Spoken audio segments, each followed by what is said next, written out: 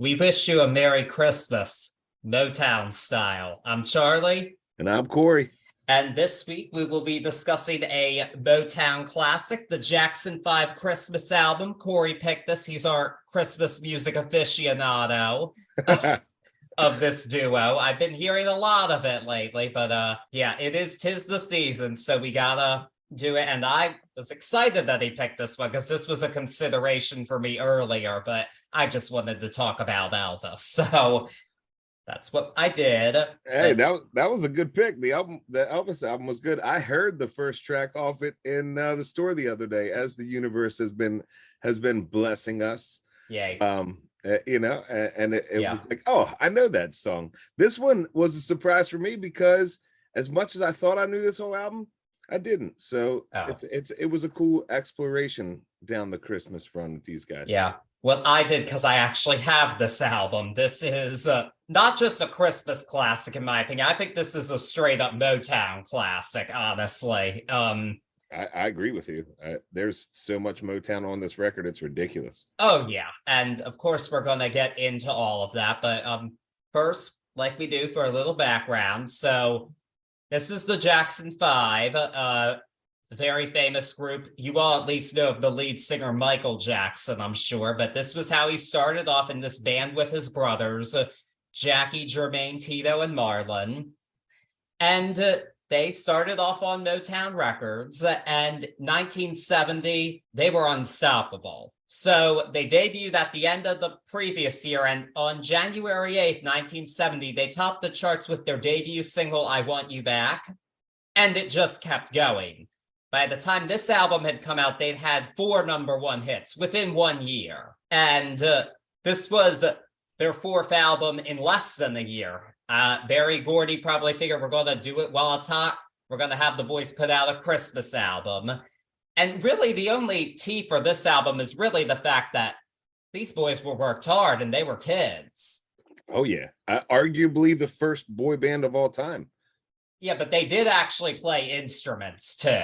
Well, true, but I mean, they were what, like an average of like 13, 14, I believe at this time? Maybe an average. I'm saying some were younger, but yeah, I don't think that would be inaccurate. They were young. Michael was the youngest, and he was 12 when this album came out. And I know at the time they got a lot of comparisons to the Osmond family, another singing family, but they were a different demographic they appealed to, I think you could say. And well, they certainly didn't have the musicianship of Motown, frankly. It's really Motown overall that's guiding this to the next level, because they were a factory of hits by this point. They had been for several years. But what I find so interesting is this is just a perfect example of the Motown machine at work, because to put out 4 albums in 1 year is amazing, but the Motown way was we don't put out multiple singles from albums. Motown albums typically had 2 singles at most.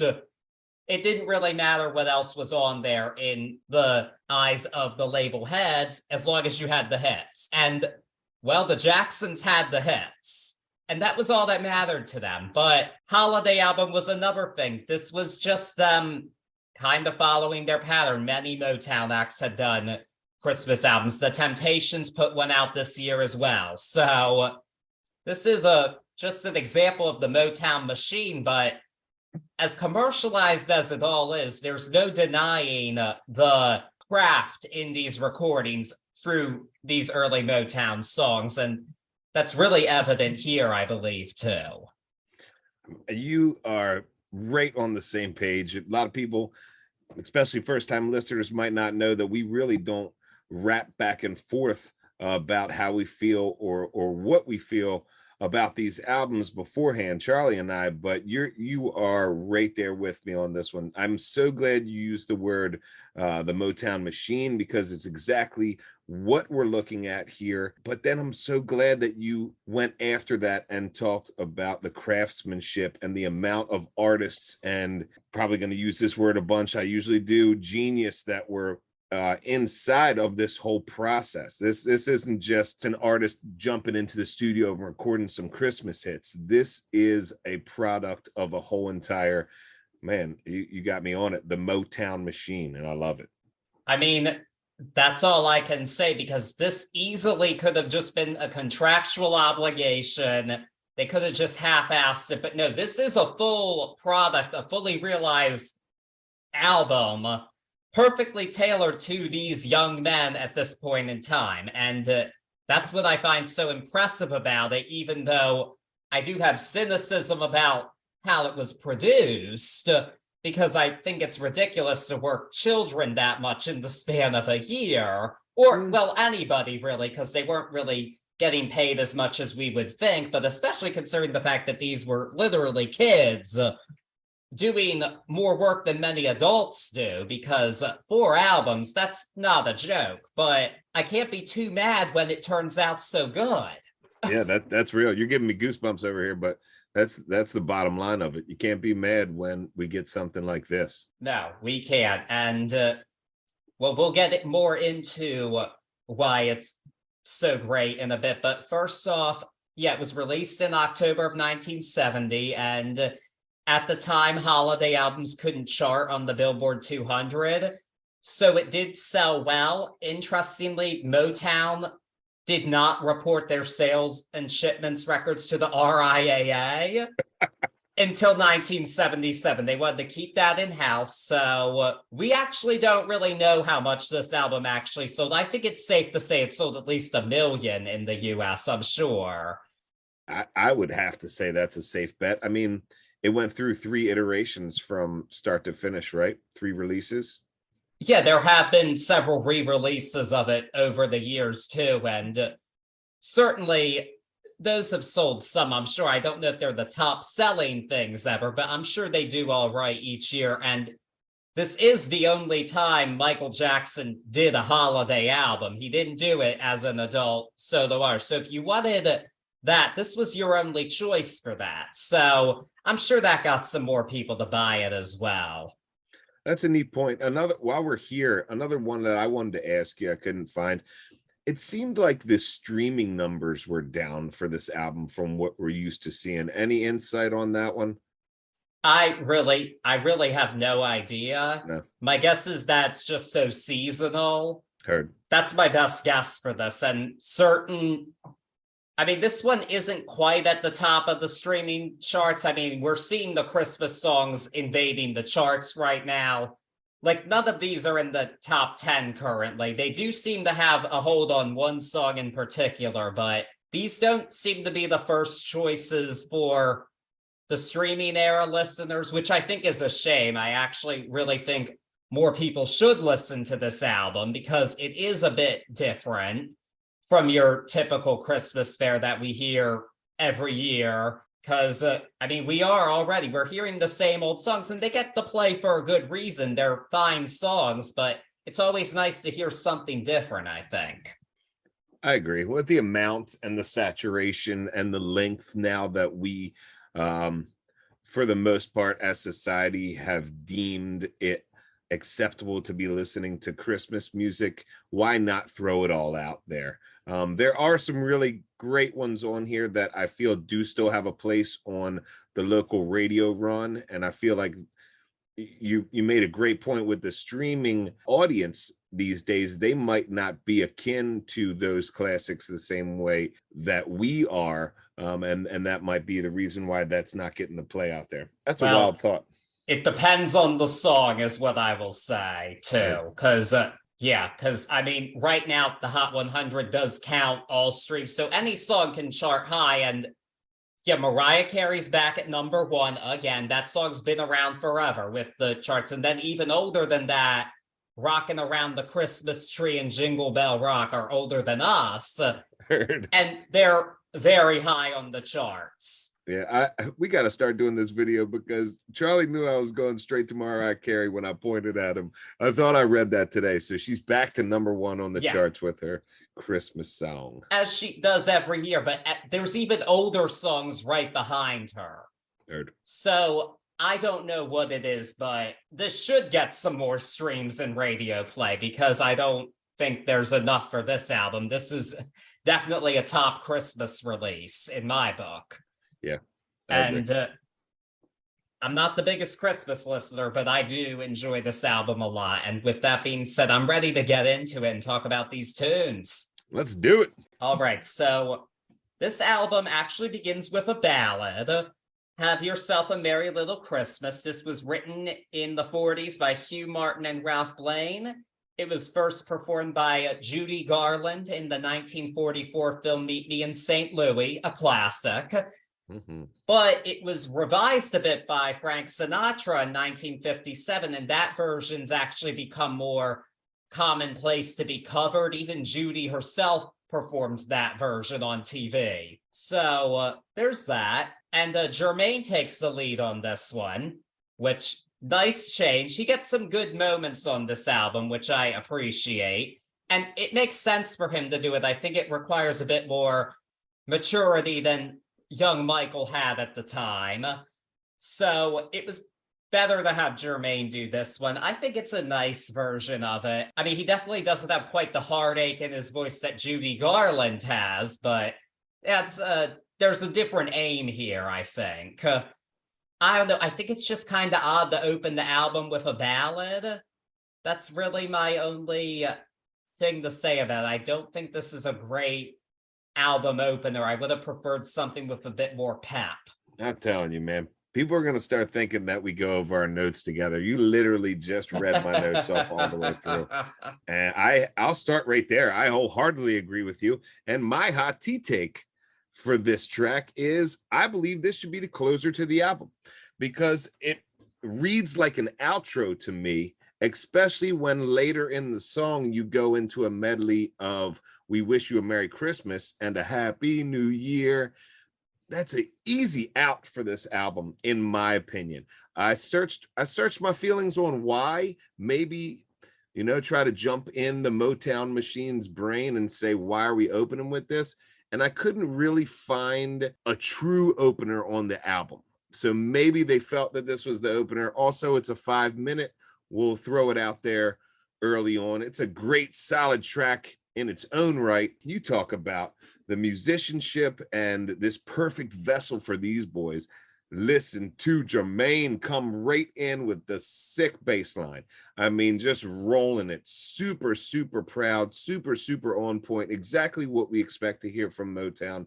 And then as a group, the harmonizing and group mechanics are super in the spotlight right away. Maybe I'm answering my own question here. Maybe this isn't the perfect vessel to give a rounded look at the Jackson 5 on track 1. It just read a little bit to me like an outro, like a closer. And it's just a tad long for me, just a tad long.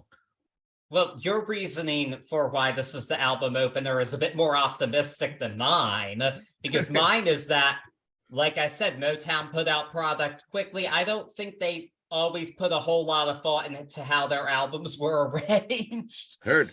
Because, and interestingly, that would change months after this when Marvin Gaye released What's Going On, which was called the greatest album of all time, but the albums cited as the great Motown albums, they don't start until that release.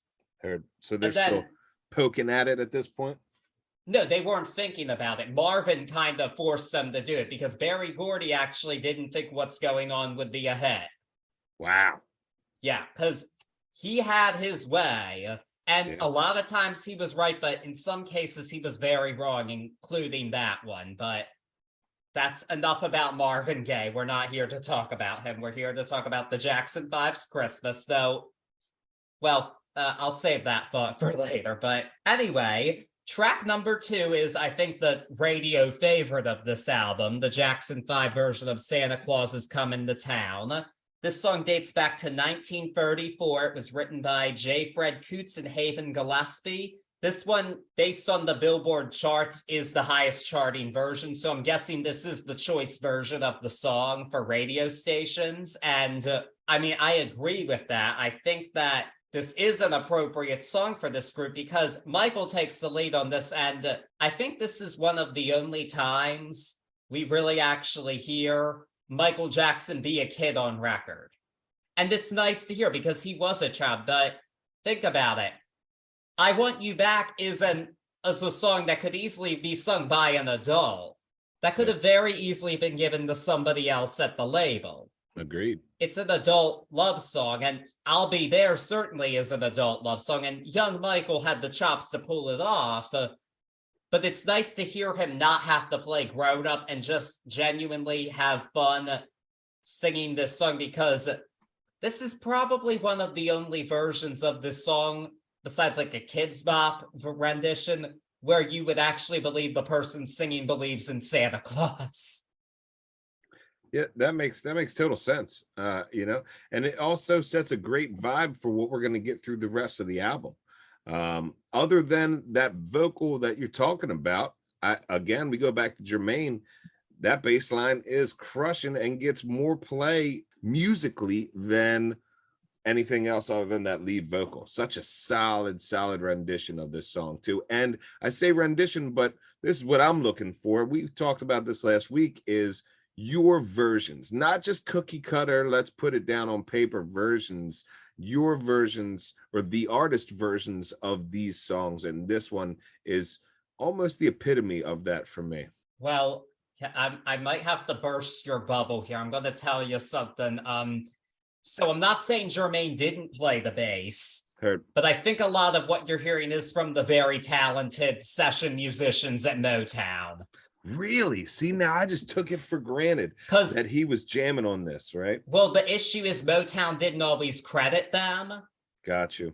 These fantastic, amazing musicians, they just weren't always credited on the releases when they should have been, but they did it. There's even a documentary, I haven't seen it, called Standing in the Shadows of Motown, about the Funk Brothers, who I think were gone by this point in time, but they were those legendary Motown session musicians that gave those songs the kick they needed, because a lot of Motown's groups didn't play instruments. They were just vocal groups.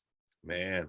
So my vision of the Jackson 5 is deteriorating in front of my eyes as we speak, Charlie. It's terrible. To tell you. It's crazy because looking into this, and there's other times throughout this album that I went to be like, all right, who's doing this? Who's doing this? Where are we at? And you just answered my question, or you just really let me know what I was looking at, because it's almost impossible to find out who is exactly doing each piece, even down to the Jacksons inside of this album. And then looking back through Jackson 5, nobody really breaks it down.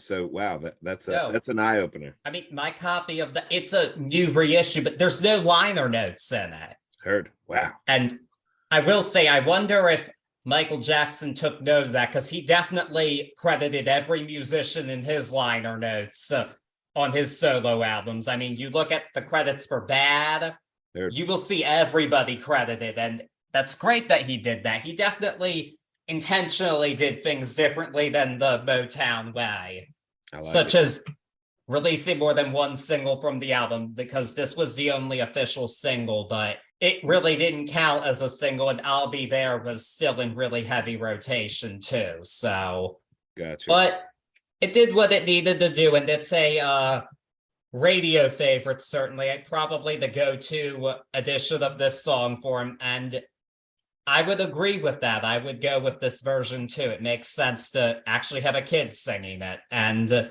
again, Motown at its peak here. Maybe not quite its peak, but in a good place. So, but speaking of cookie cutter renditions, I think that might be a good transition for the next song, the Christmas song, Chestnuts Roasting on an Open Fire. This one dates back to 1945. It was written by Robert Wells and Mel Torme. The most well-known version of this song is by Nat King Cole. He recorded it twice, but the version that you hear every year was done in 1961, and that's definitely the version they're referring to the most here. And this is a very nice song. Jermaine does a good job singing the lead on it. The problem is, for me, it isn't that different from the original for the most part, except for the bit of Jingle Bells at the end, which is kind of random. And I understand not wanting to mess with the arrangement, because this is such a beloved song. Why, if it ain't broke, don't fix it. But as a result, they don't really add anything too unique to it, unfortunately. And I think that's the issue with, frankly, just about every version of this song, because it's like Nat King Cole did it. He killed it. His version's going to be played every year forever, but everybody else just does the same arrangement, and it just doesn't work as well, no matter how gifted of a singer you are. And that's kind of my issue with this one. I don't hate it, but could be better. No, it's nothing to hate. You use the Christmas cookie cutter words perfectly. The only and again, like you said, that Jingle Bells Merry Christmas little medley at the end there is the only thing that really takes this out of being a cookie cutter rendition. And that little tiny minor key change that has, I guess you could say, a Motown, but more of a theatrical finish to the end of the song. It's a quick 3-minute run, and the Nat King Cole version, stands alone. So it's a high bar to even try to take a stab at, and they did an okay job. Yeah, I would agree. But fortunately, the next song, they did not do a cookie cutter version of. This one got flipped on its head. Up on the Housetop, this was written in 1864 by Benjamin Hanby, but this is not the traditional version. So first off, we interpolate Here Comes Santa Claus, and then we have these new lyrics and arrangement written by a group of people called the Corporation. This is the Jackson 5 songwriting team at this point in time, because Motown was pretty well known for having hit writing teams, and this was theirs at this point in time. This group consisted of Berry Gordy, Alfonso Mazel, Freddie Perrin, and Deke Richards. So they'd already written classics like The Love You Save at ABC, and I have to say the energy of those classic hits is here too. This isn't just a great Christmas song, this is a great Jackson 5 song that can be enjoyed alongside those classics. I just have so much fun listening to it, and you really do actually hear the brotherly relationship between the boys conveyed on it. And again, this is a good song for kids to be singing. I really feel like on this album, they kind of chose a lot of the songs. It's like, kids sing this in school, we're going to have the boys do it. And that's the smart thing to do for this group.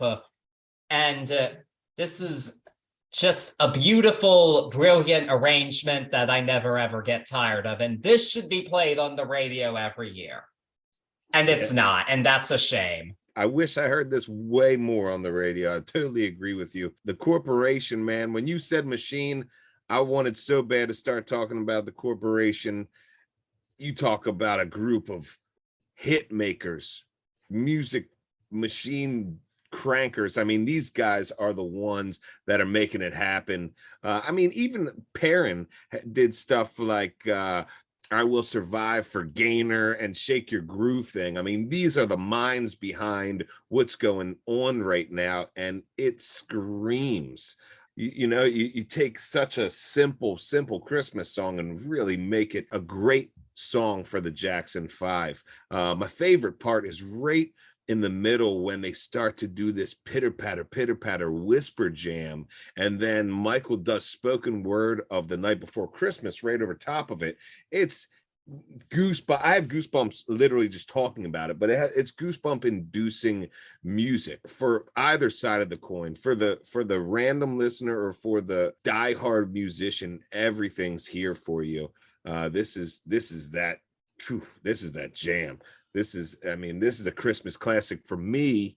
I just wish more people got to hear it a bunch, because this is that jam. Yeah, because I actually didn't hear this till I was like in college, and it was on a playlist, and I was like, where has this been all my life? This is fantastic. Hell yeah. But we don't hear it every year, and well, we should, frankly, but the world isn't always fair.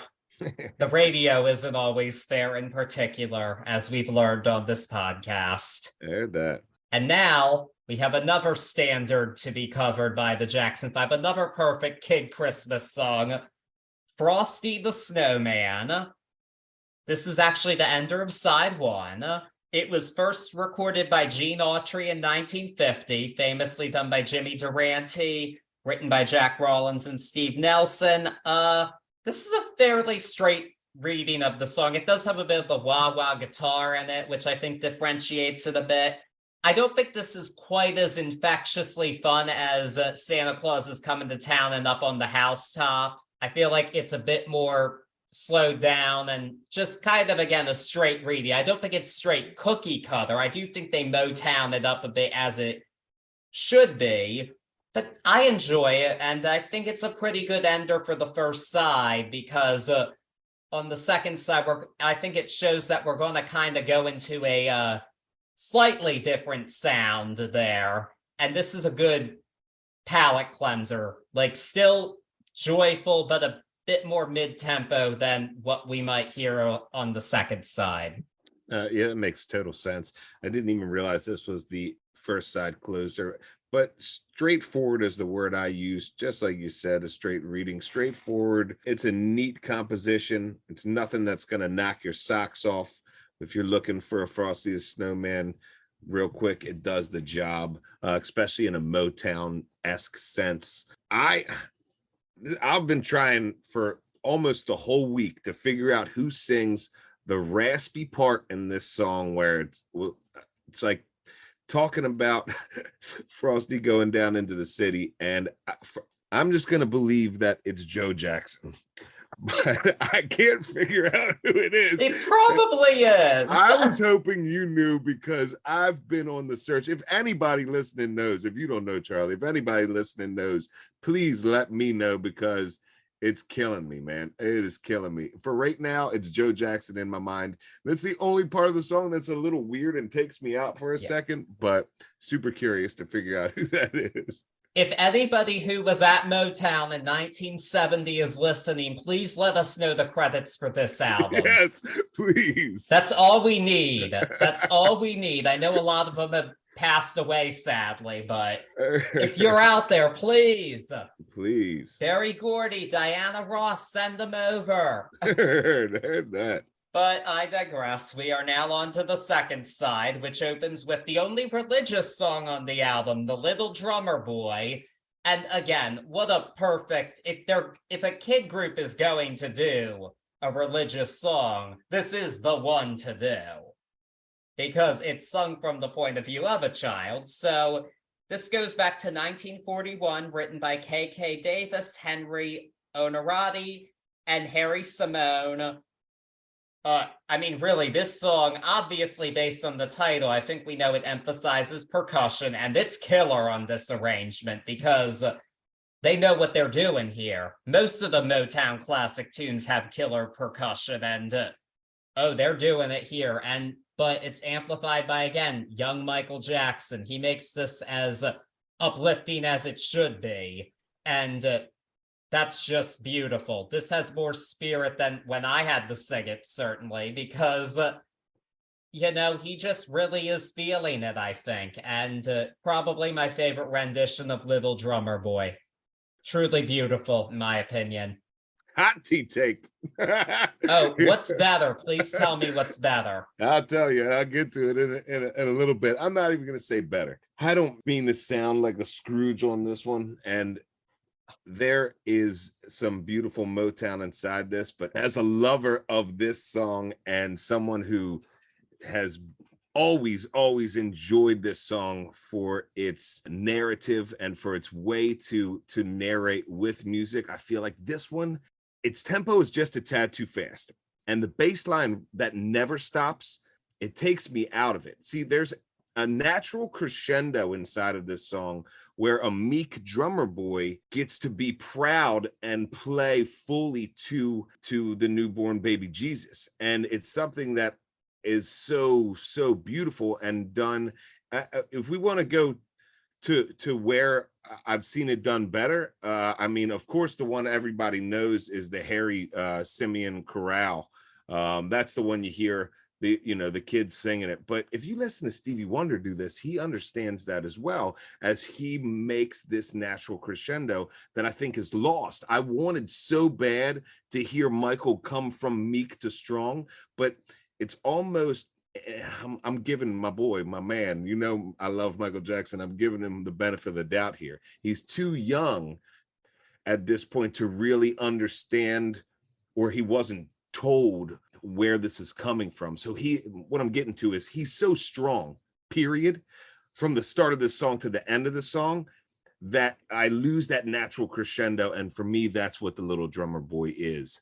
So yeah, this one actually falls super short for me, and it's one of my least favorite on the albums. Oh, that's the first time we have gone like polar opposite in a long time. Yeah, I mean, I actually haven't heard Stevie Wonder's version, It's a good one. It's a good one. Oh, I'm sure it is. It's Stevie Wonder. Come on. Yeah, but it's that natural progression. And if you go back and listen to this one, I'm going to use your word here. It's a missed opportunity, I believe, because this one could have been a Michael start low and belt it out. This could have been up there with Ben. I mean, this is real. Well, I mean, at least that he's not playing the drum for a rat. As long as it's there, it doesn't matter who you're playing it for. You got to show me the passion of this song. And unfortunately, this one was just not a little bit. It was too upbeat, and it was one note. Okay, I kind of do see what you're saying. I do get where you're coming from, but I really enjoyed it. And like I said, it's them doing something unique with it. And that's what I like about this album, because they're unique. It's not the same take on the same old songs. That's why I like this album. So this is true. This is true. However, we're going to talk about making songs unique. I'm not sure they do that for track 7. Another kid favorite, the other kid favorite, along with Frosty, Rudolph the Red-Nosed Reindeer, written by Johnny Marks in 1939.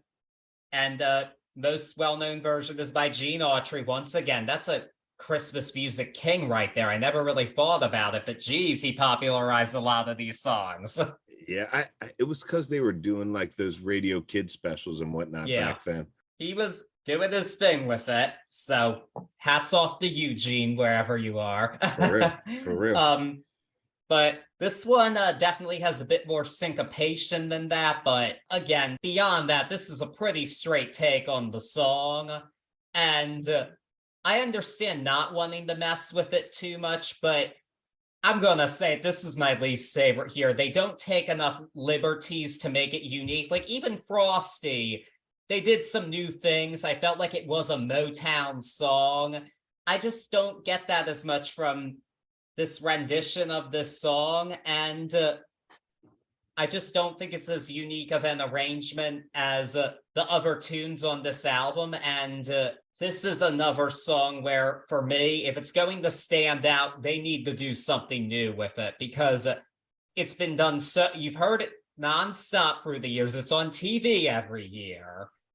I haven't seen the special in a long time, but you get my drift. Kids sing it in school. This was one every year you sang this in music class. And understandably, it's an easy song to learn. It's a good song, but you've really got to do something new with it to make it stand out. Actually, my version of choice from this is actually Mary J. Blige's. I don't know if you've heard that, but I have indeed.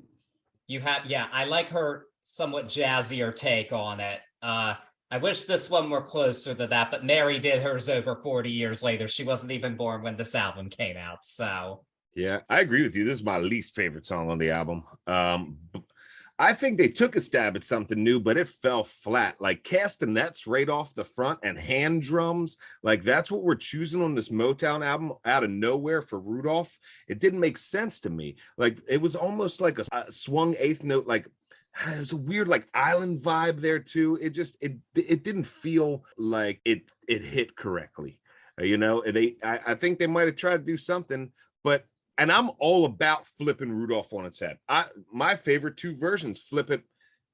I won't say it flips it all the way around, but right up there, up top for me, it's either Dean Martin or Harry Connick Jr. Now, Harry Connick Jr. hits with a big band styling, and Dean, you know, it's a crooner where he's having fun calling him Rudy. But This one, man, there's a lot of choices here. We've seen them be so jovial with Michael throughout this album so far, and we still will. Like, why not let him do a fun run on, you know, the stuff the kids always say in between verses, like we've seen before, you know, like Monopoly. They Oh, never, yeah. let Michael do that. That would have been neat. Have fun with it. This one, oof, man, I listened to this one a bunch too, and I don't like it. I kept listening to it. It just, this was the miss for me.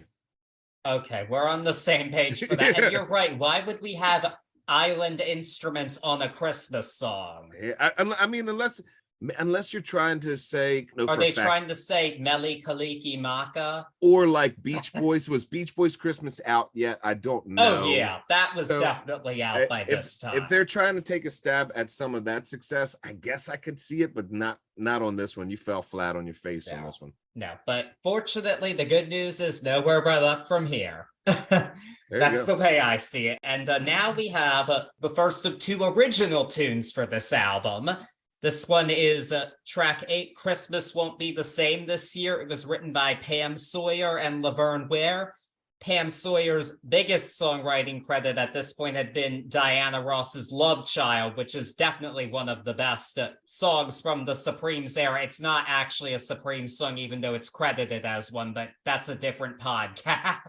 Heard that. And she later wrote her #1 hit Love Hangover, which is one that a lot of people enjoy a lot. So we have some professional Motown craftsmanship here.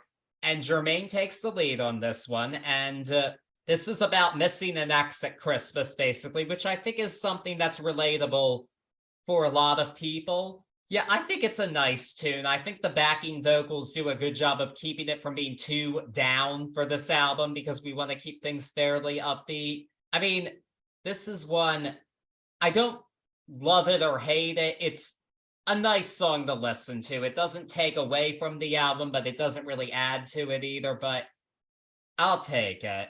Take it. I mean, it's Motown craftsmanship here.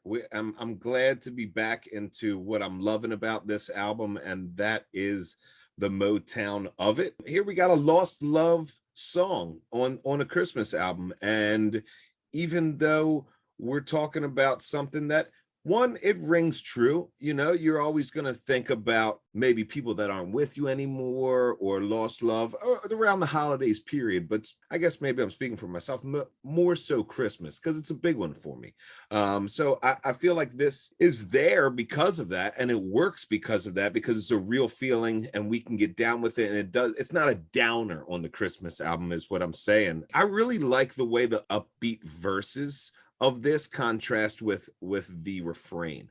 I really love how it is, because even when Jermaine's singing about like watching other people doing their Christmas stuff and we know he's still bumming out, it's still upbeat and it works well. You know, without her loving arms. I love that. I love that. This is Motown Christmas, you know, not a top Motown song or anything like that, but it's fun and it's done well. I think the thing I hate the most about it, I shouldn't use the word hate. The thing that I dislike the most about it is that the last line of this song, Jermaine's like, and hopefully next year you'll be back with me having dinner. Like, Jermaine, go on, baby. You're Jermaine Jackson. Don't worry about her. I don't care how new it was. If she's not going to be there for Christmas, don't worry about her next year. But that is a real feeling, though. No, I know. I have to say. So they were tapping into that reality, and I appreciate that because that is very real. So agreed. Yeah, I thought that was a neat way. I'll say it again. I think it's a neat way to not have to go and jump into that without having a downer on the album. So well done there. Yeah. Kind of the Motown Blue Christmas. Not as good, but kind of filling that role. Yeah, perfect analogy. I was trying to think of one, but that's the best I can think of. This Christmas it gave me my heart. Maybe That's yeah, some of the best ones for that whole subgenre really do come later than this one, but we went early into the Christmas music phenomenon, I feel like. But we did indeed. There's nothing wrong with that, because we all gotta start somewhere. But heard that. Perfectly said. And now we have another Motown Christmas song, the other original here, and the more well-known of the originals, Give Love on Christmas Day. This was written by the Corporation, and Michael sings this one. And this is his most mature vocal here. It's about giving love during the holidays, and again, that's kind of a good Motown message to be sending. I feel like Diana Ross would have sung this song really well, actually. Hearing it, it made me think of Diana Ross so much. But I don't know if she did a cover of it. I don't think she did, but it's not too late, Diana, so get on that. Heard.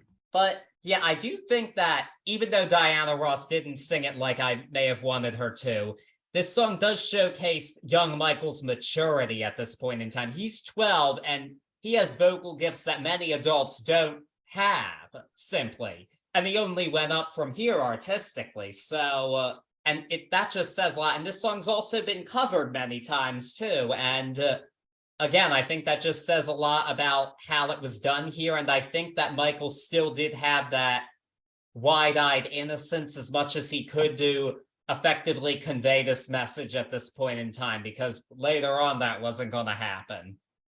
So no, not at all. And this is early Michael for me, and but I love me some Michael. This is early Michael, almost perfection. This is something I'd hand to somebody if I wanted to give him a snapshot of his career. If I had something early, this is one that I'd throw their way, that they might not have heard. Such a beautiful song. I mean, of course, we're back with the Corporation, we're back with heavy hitters sitting down and making this, but this is a flawless composition, a flawless production, and Michael knocks it out of the park. This one is such a neat Christmas song, but the melody itself is up there musicality wise as far as being able to be sang, and one of the only people that could do it. Diana Ross would have been sick. And they have that connection too, and she had to have seen that in young Michael, how powerful his voice was and how much talent was there. But she would have been a cool one on this, and that's one I'll try to look out and see if it was ever done. But this one, can only be sung by someone like Michael, and Corporation knew that. Yeah. Well, here's what I'm going to say. Diana is 78, but she still has a strong voice. Her voice has not faded with time, so it's not too late. So please, Diana, just do this for us. I know you can do it, girl. There you go. Or woman, whatever you want to be called. But no, the Jackson 5 were actually marketed as being presented by Diana Ross as she discovered them. Their first album is called Diana Ross Presents the Jackson 5. How crazy is that? I found that out while I was doing the research for this. So awesome. That was also pure marketing. She didn't really, but it was a smart marketing move. And they were close for quite some time, Michael and Diana. Their relationship did change over time because of changes in Mr. Jackson's personal life, but she was a very important part of his life, and one that can't ever be discounted, and a legend in her own right, of course, still going strong today. Most definitely. Gotta love it. But speaking of Motown legends, we've got a cover of another one for the penultimate track on the album, Someday at Christmas. This was written by Ron Miller and Brian Wells, and first recorded by a man we mentioned earlier, Stevie Wonder. He recorded that song when he was 16 in 1966. He did this. And this is actually interesting to me because this is another example of a common Motown practice, which was on the albums, because they were so singles focused. What would often happen is the artists would cover songs that were hits for other Motown artists, often on those albums, and just have their own version of it. Like there are Supreme's versions of Sugar Pie Honey Bunch and Love is Like a Heat Wave. Just because, well, it's their songs, more money for them, makes sense. So this is the example of that here, and the Temptations actually recorded this song on their Christmas album the same year. So just that practice being used. This is a Christmas classic tune, I think, too, in terms of being a Motown classic. This is a fine version, but it's not Stevie Wonder's version. That is the issue with it. It's, of course, similar to that because that's a Motown song to begin with, but this isn't quite Stevie Wonder. It's a fine version. It's a good second choice, I guess, for the song, but just not Stevie. That's all I can say. Yeah, it's definitely not on that level. It's a neat version. I'm totally with you there. The bass line is back. In my notes, I got Jermaine is back, but who knows who was playing that bass now. My view has been crushed. I love the message of this song, period, though. A message of the world with love and the world with freedom. This one has always been akin to Lennon's Happy Xmas, War is Over for me, on as far as that message of what we could be if it was just Christmas all the time, or the spirit of Christmas, of giving to each other and loving each other was there. So I love this song, but yeah, you're totally right, and I'm right with you. It's just not that Stevie version. No, not quite, but not everybody can be Mr. Wonder. What can we say? Heard that. But now we are at the end of it. And a bit of an odd closer, I think, but a great song for this album. I Saw Mommy Kissing Santa Claus. This was written by Tommy Boyd in 1962, and this is the other one on here that the Jackson version is the go-to for many stations. And again, I think that makes sense because this is a kid singing it, and I have a really deep interpretation of this one. So here we go. So Michael's performance on this song is very interesting to me because in his solo work, paranoia is all over his songs in his adult career. I feel like we're hearing the first hints of that paranoia here, especially in that spoken word when nobody believes him. And he's saying, I really did see Mommy kissing Santa Claus. Like, he really believes it, and he's singing it with joy, but also I believe that this could have been a traumatic incident for this child to have thought, Mommy's not with Daddy, she's kissing Santa Claus. Even if Santa Claus might have been Daddy, just dressed in a suit. But, I really do think that maybe he was just singing it from that place of a bit of trauma. And I guess in a way, this is a somewhat traumatic thing that could happen for somebody. I'm not quite sure, but that's the vibe I'm getting. And again, that's young Michael bringing that maturity and depth to his vocal performance. Yeah, the depth is right there. He perfectly conveys that feeling of not being believed. I'm gonna do terrible things because I don't remember the artist or how it was, but if I'm correct, when this song first came out, it was, man, I don't want to say banned from radio play. I think it was inside of the church. Long story short, the person who wrote the song had to go and really explain what it was about, because it was read automatically as Mama was cheating, when in fact what he was trying to say is it was just Daddy dressed up as Santa Claus.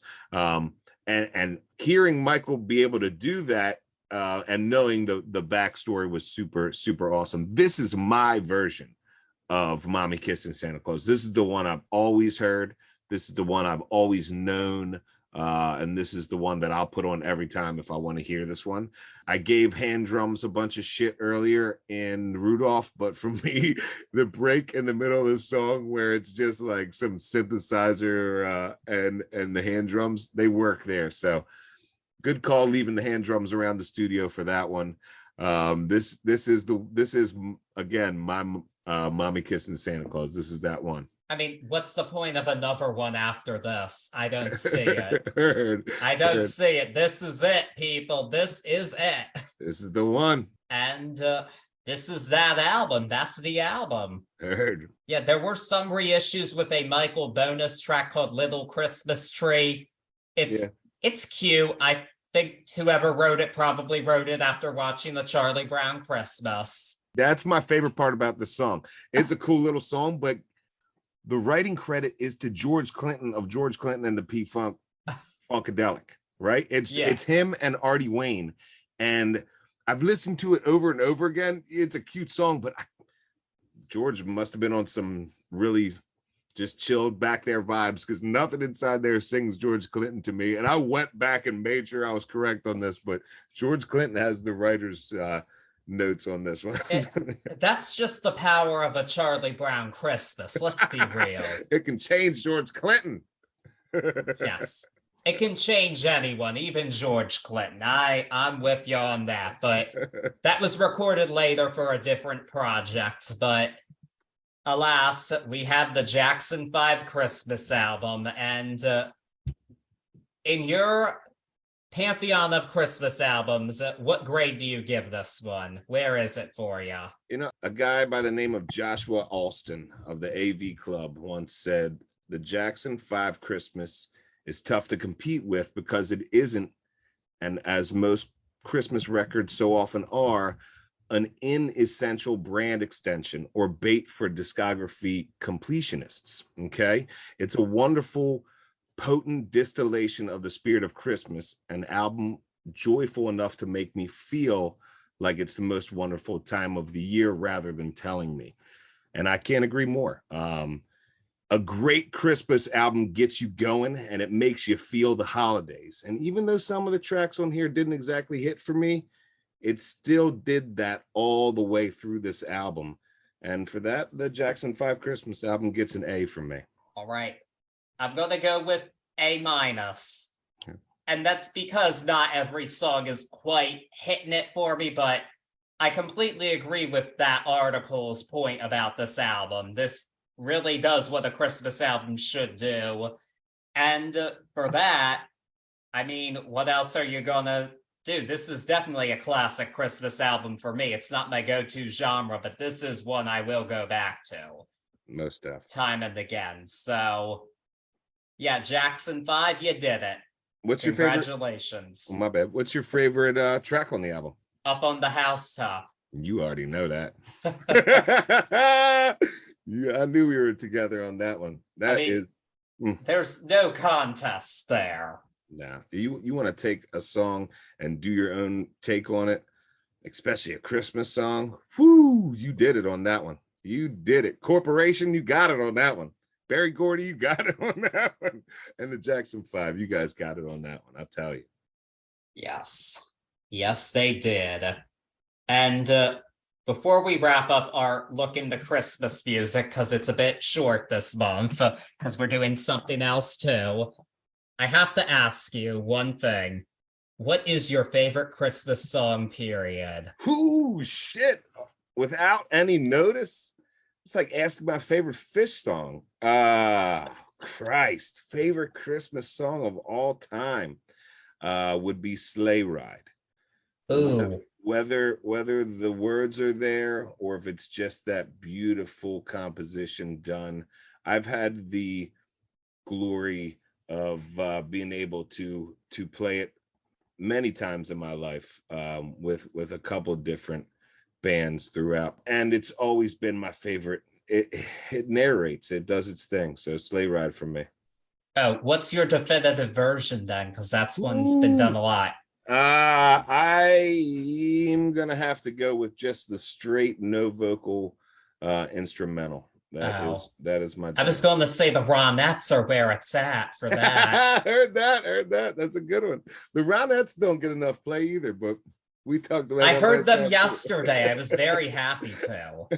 I love it. What about you? Favorite Christmas song of all time? Well, I asked this question because I wanted to share it. My favorite Christmas song. It's changed a bit over time, but I wanted to say the best Christmas song ever in my book is Christmas Wrapping by the Waitresses. Oh, I don't know it. You stumped What? me. Yes, you do. See, I don't know by title. You know, it's like Merry Christmas, but I think I'll skip this one this year. Merry Christmas, Merry Christmas. With the horns. Yes, those horns are killer. And what I love about it is a fun, lively Christmas tune, as a good Christmas song should be, but it acknowledges that the holidays can be crazy. It really does in its lyrics. If you listen to it, it's about how the holidays are stressful. It definitely did. And, I thought you were gonna give us the Christina Aguilera version of the Christmas song. because you were saying you were thinking about doing that album. We didn't touch on it earlier, but she's the only one that ever broke Nat King Cole for charting higher with that song. Oh, I believe it. Oh, Her yeah. version's good. Actually, no, the real banger on that album is the opening tune, Christmas Time. I heard that.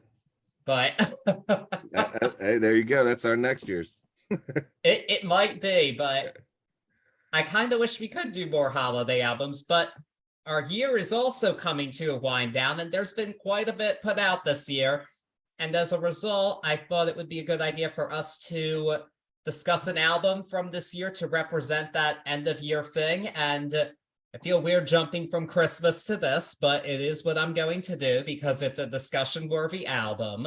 Next week, we will be discussing Taylor Swift's Midnights. I am a Swiftie a bit, if I haven't made that clear already. So I'm excited to dive into it. What I will say is that there are 2 different editions of the album, but because the second edition is quite a bit longer and has a lot going on, and there's already a lot to discuss in the main album, we are just going to discuss the 13-track album for Midnights is what we're going to do.